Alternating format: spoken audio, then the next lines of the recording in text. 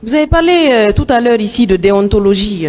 J'aimerais que vous m'expliquiez un peu en quoi consiste, votre déontologie. La déontologie de la gendarmerie?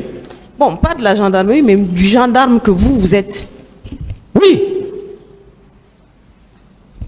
La déontologie de la gendarmerie consiste à la sécurité des personnes et de leurs biens, à la surveillance du territoire, à l'alerte et à la protection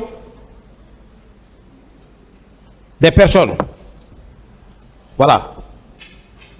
Tout se résume à ça. Ok, qu'est-ce que vous entendez par... Qu'est-ce que vous entendez par mission de sécurité générale? Parce que tout à l'heure, vous avez dit que, enfin, depuis les jours où vous comparaissiez ici, vous expliquez un peu que votre mission, c'est une mission de sécurité générale qui justifie votre présence au stade. Merci, madame. Merci, maître. La mission de sécurité publique générale consiste à la visite des secteurs, à la surveillance du terrain, à l'alerte, à la protection des personnes et de leurs biens. En quelque sorte, c'est la prévention des atteintes ou de la commission d'une infraction.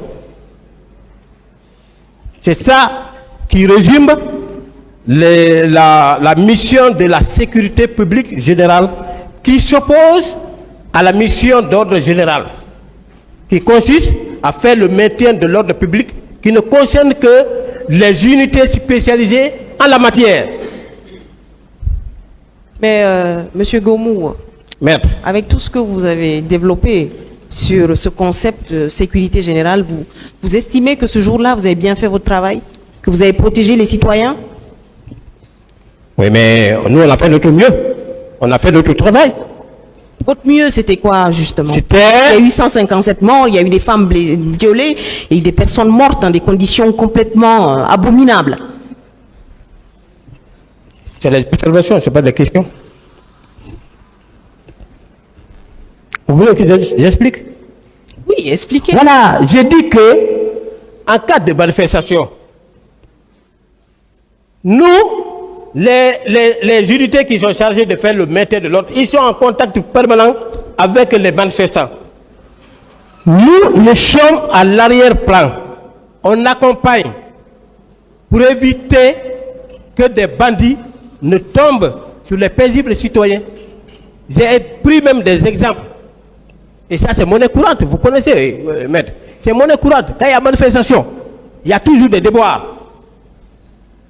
Et notre présence, ça empêchait certains manifestants qui avaient la prétention de faire, de tomber sur les gens, de commettre des actes de pillage et ainsi de suite. Et ce jour-là, votre action a-t-elle empêché cela? Votre action a empêché les pillages, elle a empêché des personnes... Il n'y a pas eu de pillage devant moi. Et Monsieur Gomou, vous êtes procureur militaire depuis combien d'années? Non, c'est pas ce qui est important. Je suis là comme accusé. Mais c'est extrêmement important. Répondez à la question. J'étais... Bon, c'est... Depuis 2021. Avant 2022, j'étais substitut. Mais comme vous dites que procureur, ben j'étais depuis 2021. Vous êtes au parquet alors depuis combien d'années? Parce que c'est quand même des échelons. Oui, mais je suis au parquet depuis, je pense, 2016. Le premier décret là. Bon, je ne me rappelle pas exactement de la date, mais la date de ma confirmation comme procureur, c'est 2021. D'accord. Donc vous estimez que vous avez fait votre travail? Bien sûr. Malgré tout ce drame humain? Moi, j'ai fait mon travail. Vous dites qu'il y avait trois unités, ou en tout cas 3 patrouilles. Vous étiez le chef de l'une des patrouilles. Affirmatif. Et toutes ces patrouilles ont quitté le stade au même moment? J'ai tout expliqué, je ne peux plus revenir sur ça, maître. Pourtant, c'est extrêmement important. Mais peut-être expliquer. Expliquer, parce que je pense que c'est dans l'intérêt de tous. Hein. Je ne peux plus revenir sur ma réponse. Vous ne pouvez plus revenir dessus. Non. Vous avez quitté au même moment J'ai expliqué les conditions dans lesquelles j'ai quitté. et les autres véhicules? Je ne peux pas vous Aux le autres dire. collègues. Ils sont venus me trouver au camp. Ils sont venus vous trouver au camp et il n'y avait aucune coordination, vous n'aviez aucune information. Il n'y avait pas de talkie-walkie, vous l'avez dit qu'il y avait des talkie-walkie. Il n'y avait aucune coordination Moi, j'ai par rapport quitté. à leur position, vous n'aviez aucune information. Mais c'est pas moi qui les gérais. Mais il y a quand même un système Non. de coordination. Non, Monsieur Gomu. pas de coordination. Ah oui, c'est pas moi qui les gérais. Chaque chef était responsable du personnel qui contenait son... Vous n'aviez son- pas la même mission donc. Quand vous dites que chacun gérait le truc, c'est que vous dites que vous n'aviez pas la même mission. C'est ce que ça sous-entend. Nous, on Vous avait la étiez même là-bas mission. chacun avec ses termes de référence, sa mission. On avait la même mission, madame. Non. Votre réponse Eh, laisse maître. croire que vous n'aviez pas la même mission. Comme vous pouvez l'apprécier, mais moi je suis très serein. Moi, on avait la même mission. Bon, on n'est pas là Voilà. pour juger de votre sérénité, on est là pour juger peut-être des réponses que vous Et donnez. mieux, madame, et mieux. Mais, bon, maître, excusez. Voilà. Et mieux. C'est pas là. Même pas le jour du 28 septembre. Mais quand on sort, on ne revient pas ensemble. Voilà. Oui, mais il y a quand même une forme de solidarité et d'intelligence au sein de la gendarmerie. Vous conviendrez. On est toujours intelligent. Voilà. Cette intelligence veut que vous sachiez ceux qui sont restés derrière vous, où ils étaient, qu'est-ce qu'ils faisaient, quelles étaient les difficultés auxquelles ils étaient confrontés. Vous ne pouviez pas ne pas savoir cela, Monsieur Gomu. Ça paraît surréaliste. C'est quand les gens ne rentrent pas. C'est quand les gens Il n'y ne a pas de rentrent pas. talkie-walkie. Vous avez dit qu'il y avait des talkie-walkie. C'est quand les gens ne rentrent pas qu'on peut se faire une idée, qu'on peut se faire des inquiétudes. Donc Voilà. vous êtes rentrés dans ce cas au même moment. Je ne peux plus répondre à cette question, je l'ai déjà fait.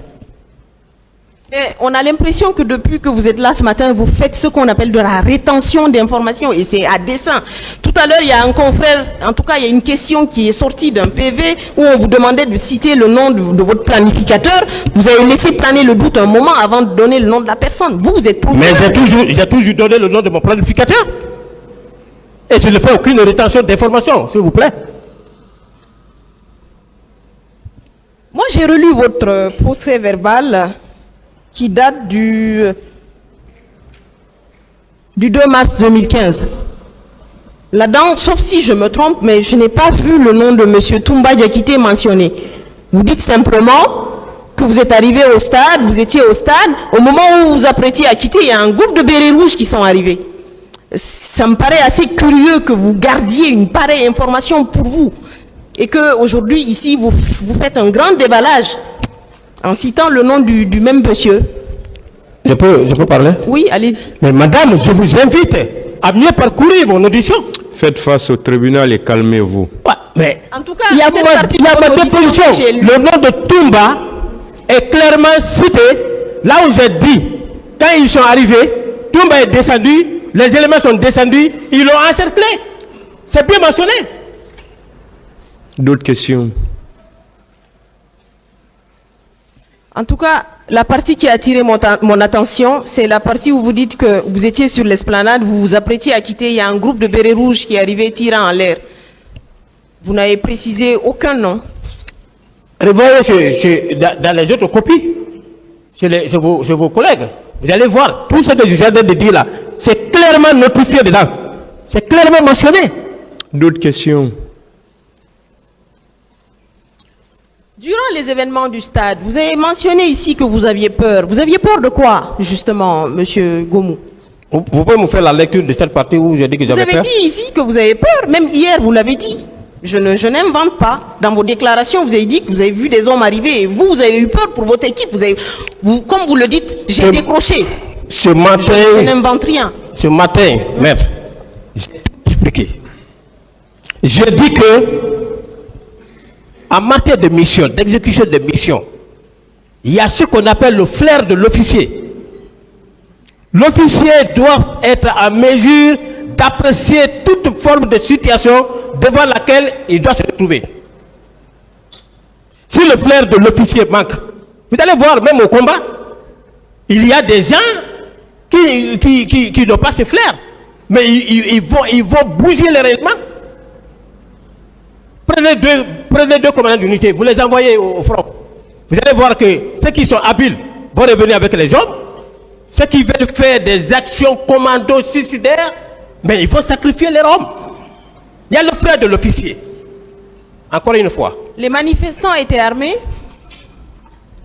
Est-ce que les manifestants étaient armés ce jour-là? Moi, je n'ai vu aucune arme avec un manifestant.